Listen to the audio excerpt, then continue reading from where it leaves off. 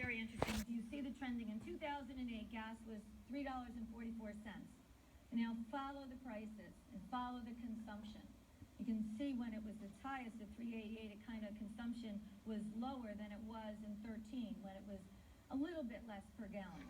And now look where we are in 15. $2.58 a gallon. Look at where our revenue is. We're projecting, we're saying safely $1.75 a gallon. That's our gasoline sales tax revenue. Buckle up. This is what we're looking at. To stabilize our sales tax platform and to meet our mandated obligations, we must create a diversified sales tax revenue stream. In other words, we can't rely on gas prices anymore. But we have a plan. As always, we have a plan. So again, with our budget being 70% mandated by New York State, 30% we're left with for our quality of life discretionary services. I want everyone to understand something. It's not always the mandated program that's wrong. Sometimes it's the funding.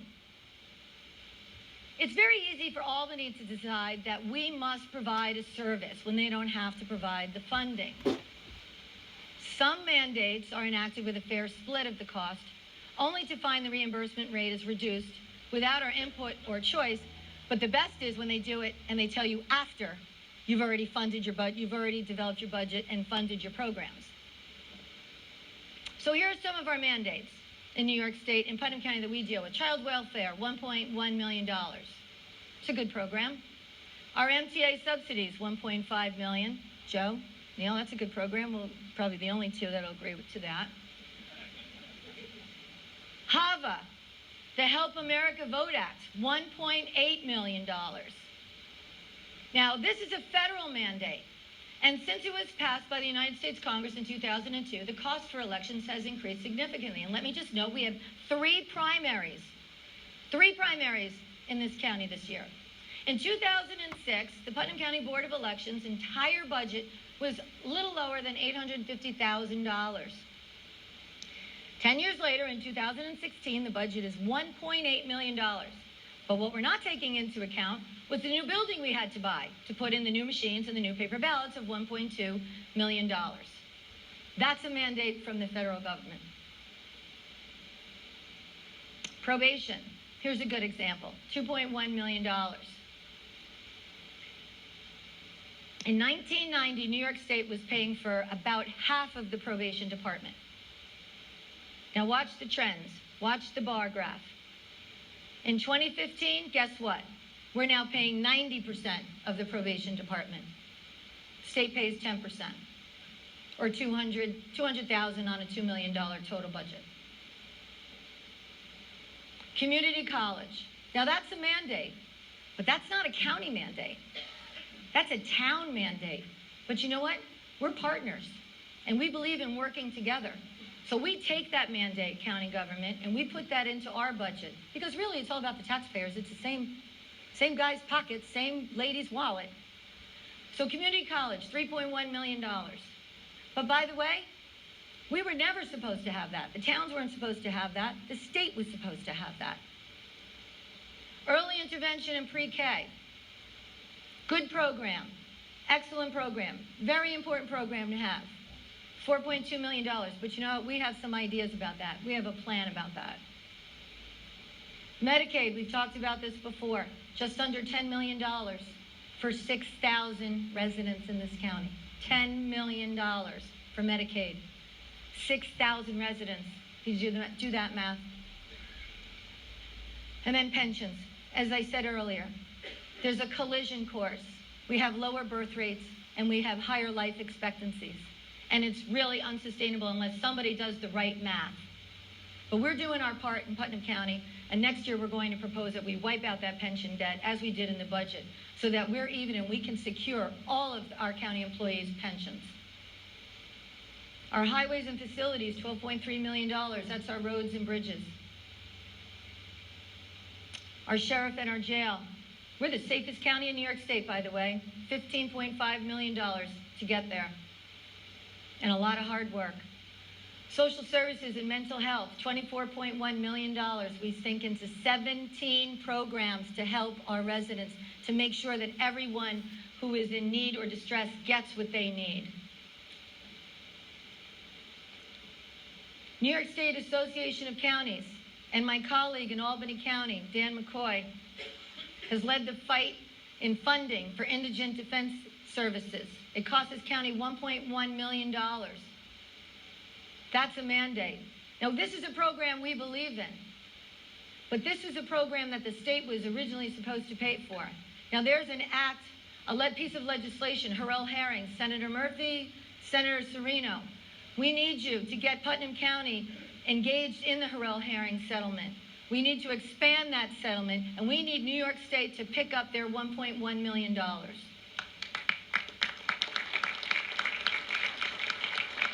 With the projected tax cap growth for 2017 near zero, the state has to assume their fair share. In all, over $106 million of our $151.4 million budget goes to mandates. Again, 70% of our money. So it's 70 cents of every dollar you take home, folks. Now, county government, we did a little history. I think it's important for everyone to know exactly how we are, where we are, why we are. In 1892, bold steps were taken to ensure the needs of the people were met in the most efficient way possible. And they called it the Consolidated County Law of 1892. It codified county functions. So there's a clerk. Michael, you'd have a job. There's a treasurer. Carlin, you're still here. There's a sheriff. Our sheriff will be here. We have a DA. Bob Tendy would still be here. Superintendents of the poor, I guess that would be Mike Piazza. Our judges, Judge Reeds, Judge Collins, you guys are good. And our coroners, Dr. Mike, well, you fit 4 slots, so you'd be anywhere in there. And the highway superintendents, Fred Penna, he'd be here. That was the original picture of county government. They were the first mandates imposed by New York State. In 1892, these mandates made sense. They're the core services that must be provided to ensure the health and safety and welfare of all of our citizens. And we continue to provide not only these services, but many, many more. Some because they make sense, and some because New York State shifted the responsibility from the state level to us.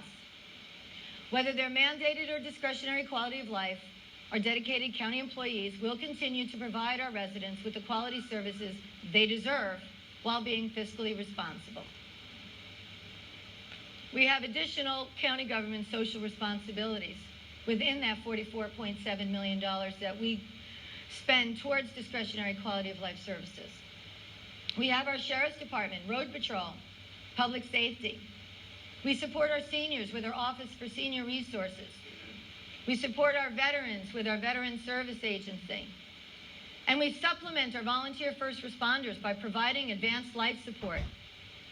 And we assist many of our outside agencies, and thank God for our outside agencies, because we could not have the quality of life we have here in Putnam County without our libraries and our museums and all of those not-for-profits that we have that are pulling the train every day for us. So we support you as you support us. The Putnam County Libraries Association, the Southeast Museum, the Putnam History Museum, the Putnam County SPCA, Putnam CAP, Putnam Arts Council, and the Humane Society, Putnam County Fish and Game, just to name a few, and Cornell Cooperative Extension.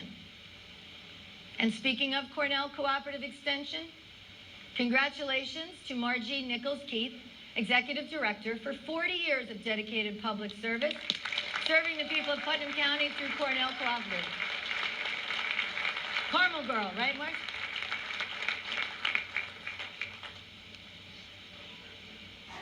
So Putnam County Clerk Michael Bartolotti and his Deputy Clerk Jimmy McConnell, they've got a lot going on there. They have a program called Renew Putnam.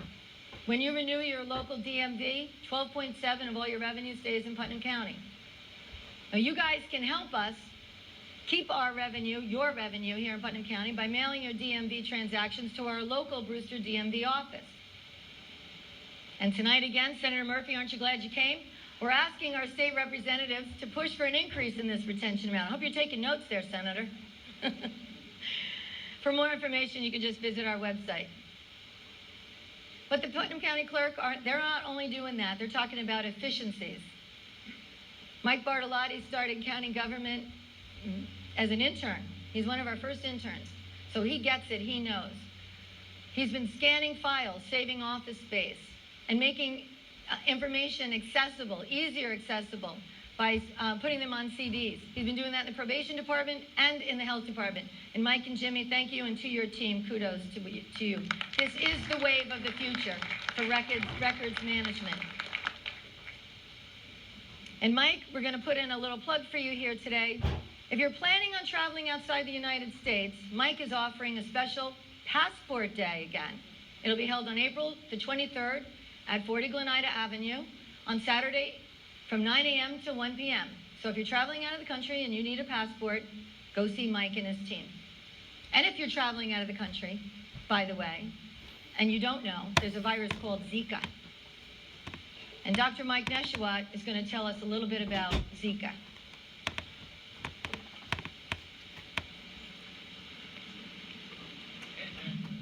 Zika virus is spread to people through the bite of an infected mosquito or through sexual transmission. Zika illness is usually mild, with symptoms lasting for several days to a week after being infected. The most common symptoms of Zika are fever, rash, joint pains, and conjunctivitis. If you have traveled to an infected area and developed symptoms of Zika, contact your doctor. Pregnant women should consider postponing travel to any Zika-infected area. There is no vaccine or medication for Zika. The best way to prevent Zika is to prevent mosquito bites. Wear long-sleeved shirts and long pants. Get rid of mosquito breeding sites like containers with standing water. For more information on Zika virus, please contact the Zika virus information line at 1-888-364-4723 or visit the web at www.cdc.gov/Zika. Thank you, Dr. Mike. Thank you. Now, we've been down this road before, everybody. It's the West Nile virus. You all know what to do. Now we're going to talk about our Putnam County Sheriff's Department, who deliver mandated and discretionary quality of life services to our residents. The Putnam County Sheriff's Department helps empower people in the areas of security and public safety. They provide 24/7 emergency response, road patrol, investigative services, civil service, operate the county jail. They provide innovative programs to keep our residents safe with Operation Safe Child and the Are You OK program. They also partner with the Putnam County Traffic Safety Board on numerous traffic safety initiatives, including keeping seniors mobile. They also enhance the safety of county residents and visitors in recreation programs with the Sheriff's Maritime and Bike Patrols. And they provide leadership in fighting the war on drugs, especially heroin, by partnering with federal, state, and local police agencies, as well as the Office of District Attorney. And they provide the Student Resource Officer program to our local schools, as well as community and youth service programs. Putnam County Sheriff's Department provides leadership for the ERT team, the Emergency Response Team, a multi-police agency tactical unit that provides Putnam County with a well-equipped, well-trained organization